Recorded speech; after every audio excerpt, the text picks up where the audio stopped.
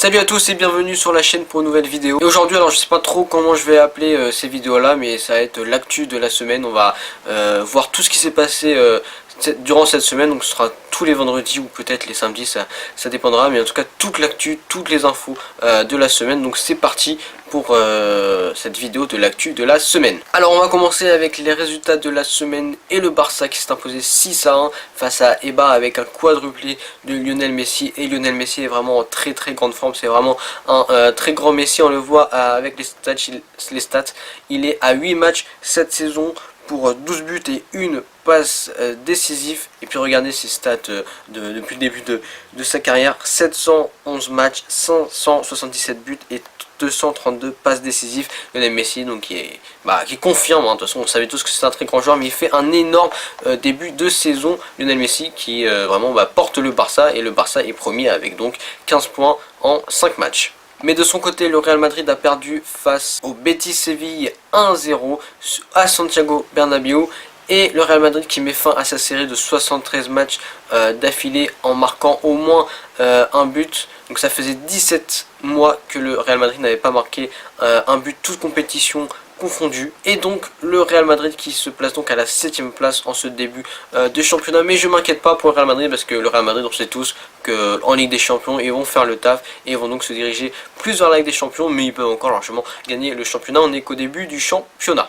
On continue du côté de la capitale de Madrid, puisque cette semaine, Karim Benzema a officialisé sa prolongation de contrat jusqu'en 2021. Le joueur qui va donc continuer son aventure chez les Merengues aux côtés de Zinedine Zidane et continuer à marquer le club, parce que je pense qu'il est en train de laisser une grosse empreinte en tant que les grands joueurs du Real de Madrid. Ensuite, on va dans notre petit pays, notre cher Ligue 1 Conforama, où cette semaine, vous l'avez sûrement suivi, on a la petite polémique, enfin même la grosse polémique, Neymar, Cavani. Donc l'histoire c'est que pendant le match de PSG Lyon, que le PSG a gagné 2-0, Neymar a voulu tirer le penalty que Cavani voulait tirer. En fait ils se sont battus pour tirer le penalty, et juste avant ils s'étaient aussi battus pareil pour le coup franc, un coup franc juste avant. Et Cavani d'ailleurs qui a raté le penalty, mais peu importe. Et donc ça a fait une grosse polémique, c'est carrément le clash selon la une de l'équipe mardi. Mais tout se serait arrangé. Neymar et Cavani qui ont discuté ensemble dans la semaine et qui se sont mis d'accord à ce sujet. Neymar qui a même présenté ses excuses. Et écoutez ce qu'a dit Emery au sujet de la polémique Cavani-Neymar. Allez, les deux joueurs qui sont pour frapper les pénaltys, ils sont Cavani et Neymar. Mais pour la responsabilité, parce qu'ils sont capables, ils assument cette responsabilité. Mais aussi, les autres joueurs, ils peuvent frapper. Commencer la saison l'année passée pareil. Premier, c'est le joueur qui est pour frapper les pénals, c'est Cavani. Dans l'actu de la semaine, la FIFA a dévoilé la liste des joueurs nominés pour faire partie du 11 mondial, l'équipe type de l'année 2017. Et 6 Français sont présents dans cette liste. Varane, Kanté, Pogba, Benzema, Griezmann et Mbappé sont présents dans la liste des nominés. On aura donc la réponse au mois de janvier, il me semble. C'est officiel, la Coupe du Monde 2019 féminine aura bien lieu en France, sur notre territoire. Information donc officialisée par la FIFA. On pourra donc aller voir l'équipe de France féminine jouer en France, en espérant qu'il fasse un bon mondial, et donc on attend l'équipe de France en 2019.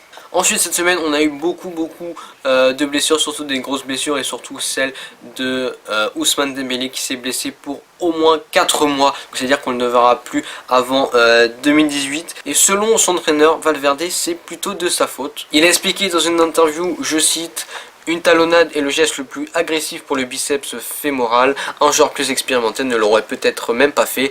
Donc voilà, en fait il s'est blessé, il serait blessé peut-être en faisant cette talonnade. En tout cas il s'est blessé à la cuisse, et donc on ne le verra plus pour 2018. Donc c'est une très bonne nouvelle pour lui, pour l'équipe de France également, parce que du coup peut-être que pour le mondial il sera un petit peu juste. Et toujours en français, c'est Paul Pogba. On savait qu'il était blessé, et au début c'était plutôt pour 1 mois, mais finalement selon le Time ce serait finalement 3 mois pour Paul Pogba, qui manquera donc aussi lui le prochain rendez-vous pour les Bleus, mais il devrait revenir vers décembre, donc avant 2018. Donc je pense que pour lui ça semble un petit peu moins grave, mais c'est tout de même 3 mois pour Paul Pogba. Et puis Emmanuel Neuer s'est reblessé au pied, il est indisponible 1 mois, donc ne jouera pas face au PSG la semaine prochaine en Ligue des Champions.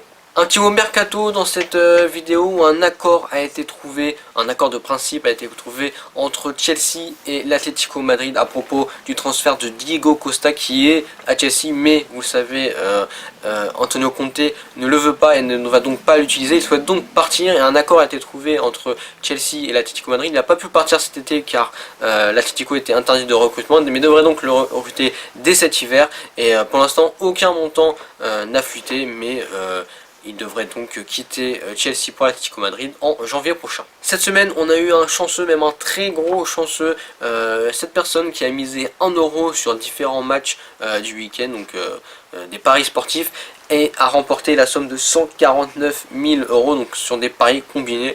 Donc vraiment, c'était le chanceux de cette semaine. Cette semaine, on a joué sur différentes pelouses de Serie A et de Liga ou encore de Première Ligue, c'était la Coupe d'Angleterre. Et donc, voici le but de la semaine, il est signé Mertens avec le Napoli.